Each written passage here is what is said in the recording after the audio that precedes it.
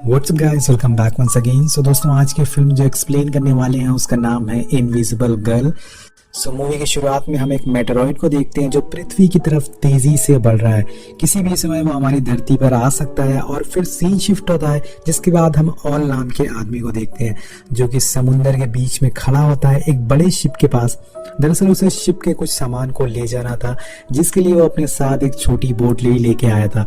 लेकिन ओल का जो सामान होता है वो 1 टन का होता है, 1 टन का ले जाना है उसे, और जो बोट वो लेके आया उसमें सिर्फ 600 किलो तक सामान जा सकता है। अब ओल छोटे बोट के मालिक से कहता है कि मैं तुम्हें कुछ पैसे देता हूँ, प्लीज थोड़ा और सामान रखवा लो, लेकिन वो नहीं मानता। जिसके बाद ओल के दिमाग में एक आइडिया आता है।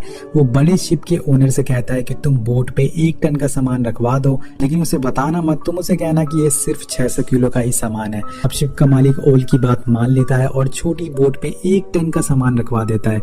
और आगे जाके हमें इस बंदे की चालाकी का अंजाम दिखता है। दोस्तों, कुछ दूरी पर जाके बोट डूब जाती है क्योंकि सामान उस पर ज्यादा हो गया था, जिसके साथ साथ पूरा सामान भी डूब जाता है।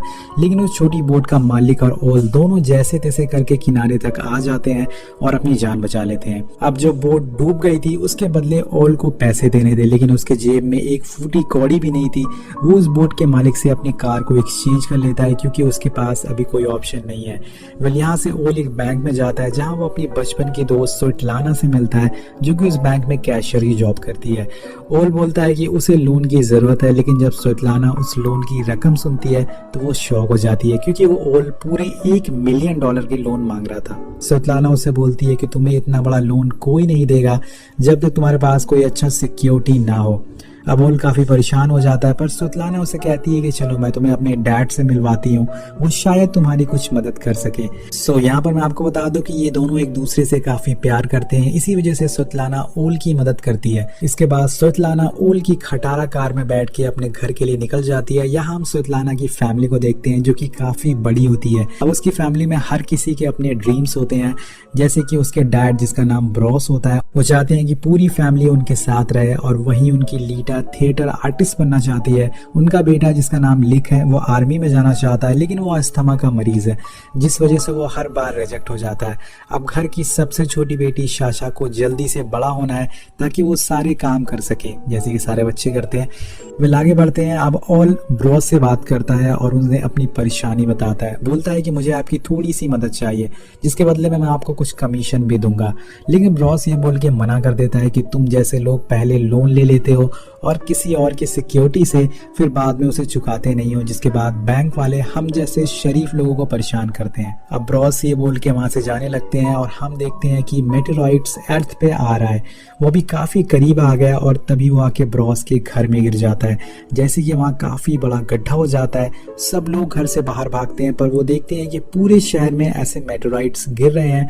तभी स्वेटलाना को याद आता है कि उस मेटेरॉइड के नीचे इनके ग्रैंडफादर दब गए हैं। सब लोग फौरन भागते हुए घर के अंदर जाते हैं और वहां से ग्रैंडफादर को निकालते हैं।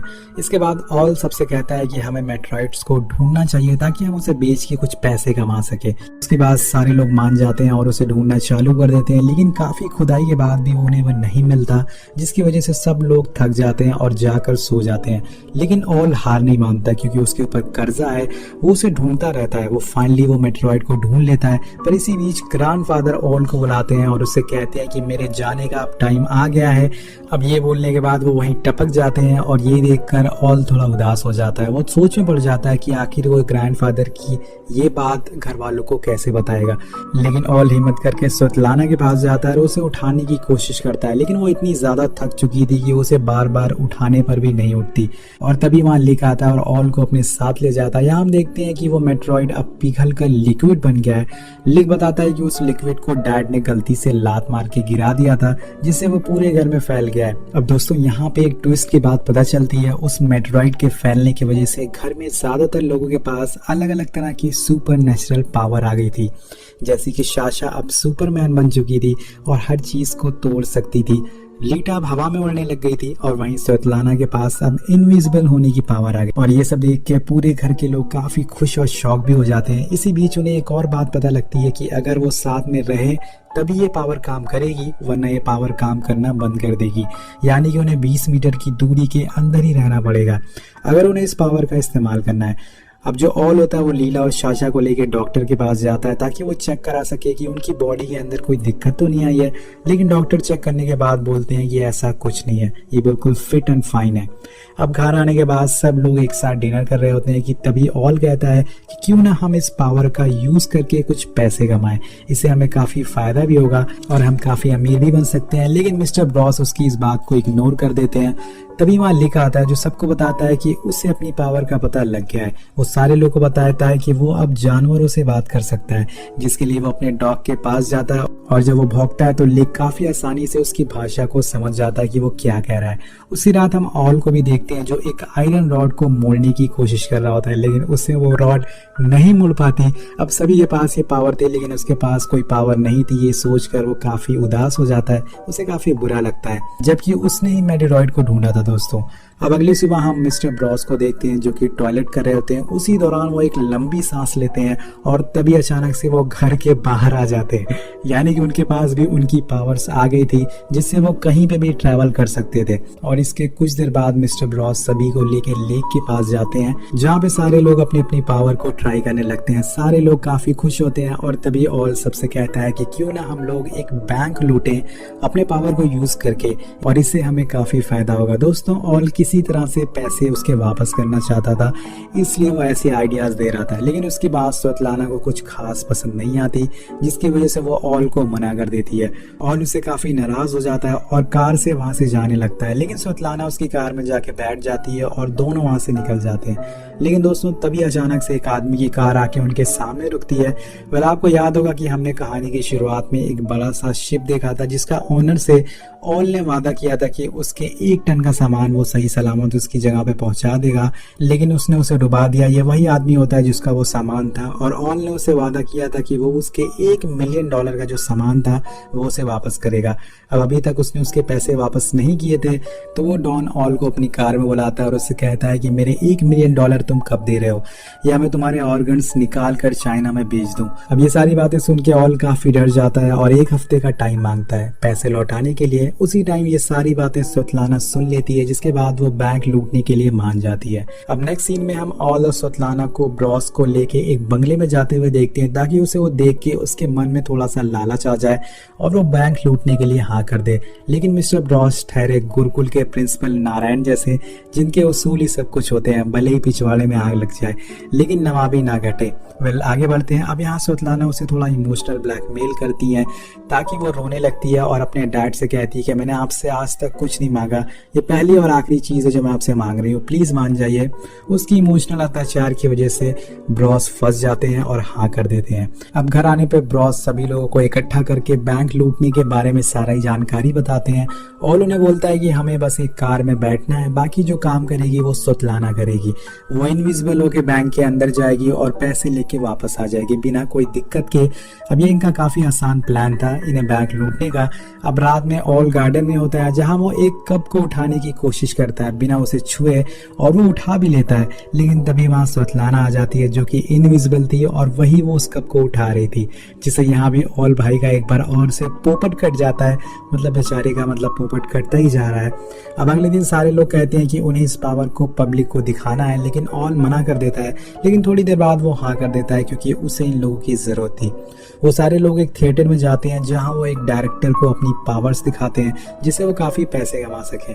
वेल नेक्स्ट सीन में हम देखते हैं कि एक रात ऑल को भी पता लग जाता है कि उसके पास भी अब सुपर पावर आ चुकी है फाइनली, जिसमें वो अपनी उंगलियों से पानी निकाल सकता है। वाह क्या पावर है। अब दोस्तों पूरी फैमिली एक फ्यूनरल एजेंट के पास जाती है। दरअसल ग्रैंडफादर की आखिरी विश होती है कि उनका फ्यूनरल काफी अच्छे से हो, जिस वजह से वो इस एजेंट के पास आए थे। अब इसके बाद ओल और साशा एक साथ डिनर करने जाते हैं, लेकिन वहाँ ओल को कुछ गुंडे काफी बुरा भला बोलने लगते हैं, जिससे कि साशा को काफी गुस्सा आ जाता है। वो अपनी पावर्स को यूज करके उन सभी को सबक सिखाती है, उनका पिछवाड़ा लाल कर देती है।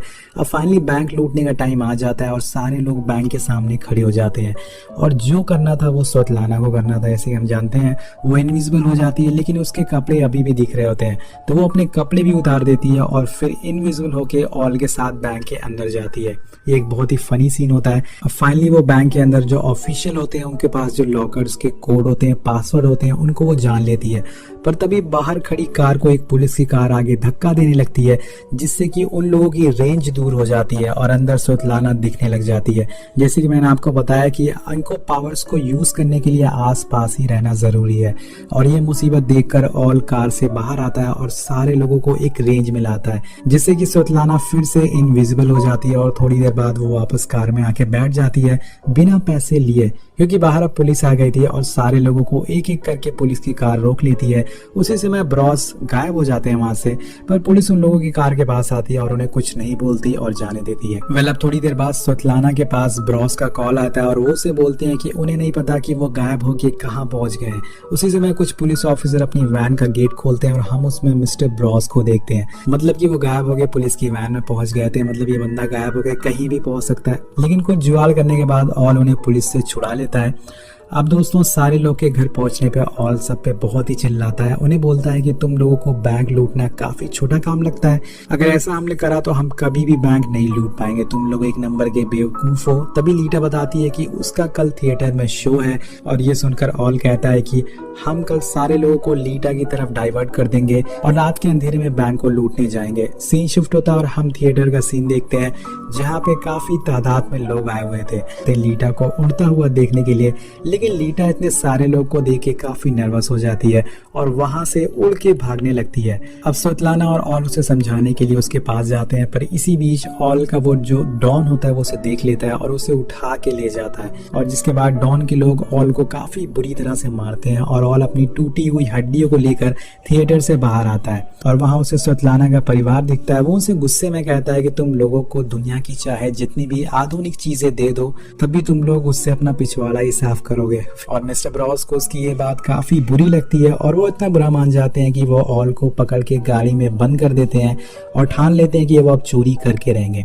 अब सारे लोग दोस्तों आधी रात को बैंक के पीछे वाले गेट पे पहुंच जाते हैं और फिर लीटा उठ के बैंक की खिड़की पे एक चेन बांध देती है, जिसके बाद साशा अपनी पावर से यूज करके उस खिड़की को पूरी तरह से उखाड़ लेती है। वहीं मिस्टर ब्रॉस उस बैंक के सारे जो कैमराज होते हैं उन्हें ऑफ कर देते हैं और साथ साथ में उस रोड पे एक ट्रक लाके खड़ा कर देते हैं जिससे कि जब पुलिस आए तो उन्हें अंदर आने में दिक्कत हो। ये सारी चीजें करने के बाद साशा उस पूरे लॉकर को ही बैंक की खिड़की से नीचे फेंक देती है क्योंकि उसके पास सुपरमैन वाली पावर है और फिर उस लॉकर को वो लोग कार में रख के वहां से भागने लगते हैं। लेकिन तब तक वहां पुलिस पहुंच गई थी और लिक बड़ी चालाकी से अपने डॉग्स को उन पुलिस वालों के बीच छोड़ देता है जिसकी वजह से वो लोग वहां से निकलने में कामयाब हो जाते हैं।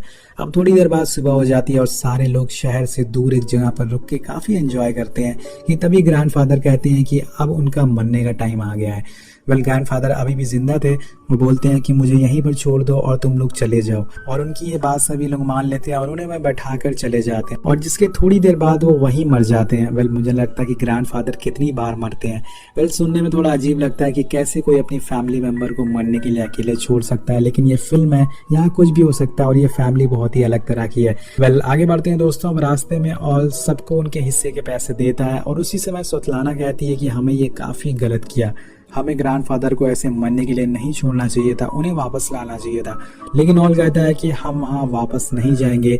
ये बात स्वतलाना को काफी बुरी लगती है और जिस वजह से वो ऑल से कहती है कि तुम अपना हिस्सा लो और कार से उतर जाओ। उसकी ये बात सुन के ऑल काफी गुस्से में आ जाता है और कार से उतर जाता है। अब यहाँ से सीन शिफ्ट होता है और हम देखते हैं कि ऑल ने पूरे $1 मिलियन उस डॉन को लौटा दिए थे और अब वो उन पैसों को लेके किसी और कंट्री में जा रहा था। लेकिन वो ऐसे इन पैसों को लेके फ्लाइट में नहीं जा सकता था, जिस वजह से वो एयरपोर्ट में जाके उन पैसों को अपने पेट में बांध लेता है जिससे कि कस्टम्स वाले उसे पकड़ ना सके। अब वो बाहर आके अपनी फ्लाइट का इंतजार कर रहा था कि तभी वो टीवी में देखता है कि स्वतलाना और उसकी फैमिली को पुलिस ने पकड़ लिया है। अब आप लोग सोच रहे होंगे दोस्तों कि आखिर इन लोगों को पुलिस ने पकड़ा कैसे, तो चलिए मैं आपको बता देता हूँ। हुआ ये था कि ग्रैंडफादर के मरने के बाद उनकी बॉडी उसी फ्यूनरल एजेंट ने ले ली थी, जिसके बाद सारे ये लोग गए थे। और फिर जब वापस स्वेतलाना और उसकी फैमिली उस एजेंट के पास गए तो ग्रैंडफादर की बॉडी लेने के लिए, तो उसने मना कर दिया, जिसके बाद स्वेतलाना की फैमिली ने उसे $1 मिलियन का ऑफर दिया और वो बंदा फाइनली मान गया और उसने बॉडी लौटा दी। लेकिन दोस्तों यहाँ पर उस एजेंट को थोड़ा सा इन लोगों पे शक हो गया, उसने पुलिस को बता दिया, जिसके बाद पुलिस ने तलाशी ली और इनके सारे सच सामने आ गए और उन्हें पकड़ लिया गया। मतलब दोस्तों ये कहानी सुन के ये लगता है कि नकल करने के लिए भी अकल चाहिए। अब नेक्स्ट सीन में हम देखते हैं कि ऑल ग्रैंडफादर को जिंदा लेके पहुंच जाता है, मतलब कि ग्रैंडफादर कभी मरे ही नहीं थे, मतलब वो अभी भी जिंदा है, ये बंदा कभी मरेगा ही नहीं। यहाँ हमें पता चलता है कि उन्हें जिंदा ही दफना दिया गया था। अब ग्रैंडफादर के आते ही सारे लोग एक रेंज में आ जाते हैं, जिसके बाद उनकी पावर्स वापस आ जाती है और फिर क्या सारे लोग पूरे कोर्ट में तबाही मचाना चालू कर देते हैं। ये लोग कोर्ट में होते हैं, लीटा उड़ के जज के ऊपर चढ़ जाती है और यहाँ भी एक बहुत ही फनी सीन दिखाया गया है। यहाँ ये फैमिली बहुत ही अजीब अजीब चीजें करती है, जिसे देखकर बहुत ही हंसी आती है। ऐसे लग रहा था कि कोर्ट में मजाक चल रहा हो। सो गाइस यहाँ पर ये एक लो बजट मूवी है, तो इसमें कुछ भी दिखाया गया है, मतलब बिना वजह के, बिना मतलब के, बस लोगों को हंसाने की कोशिश की गई है। अब जो कि इनकी पावर्स वापस आ गई थी तो शाशा जेल की रॉड को तोड़ देती है और सारे लोग वहां से भाग के कोर्ट के बाहर आ जाते हैं। लेकिन वहाँ काफी पुलिस होती है, तो लीटा उनके सामने उड़ने लग जाती है और सारे पुलिस वाले उसे देख के शॉक हो जाते हैं, जिसकी वजह से उनका ध्यान भटक जाता है और इसी बीच सभी लोग वहां से कार से भागने लग जाते हैं। वो लोग एक पोर्ट पे आते हैं जहां उन्हें वही डॉन मिलता है, जिसे कि हमने मूवी की शुरुआत में देखा था। वो ऑल की मदद करता है और सारे लोगों को एक कंटेनर में बंद करके उन्हें शिप से चाइना भेज देता है।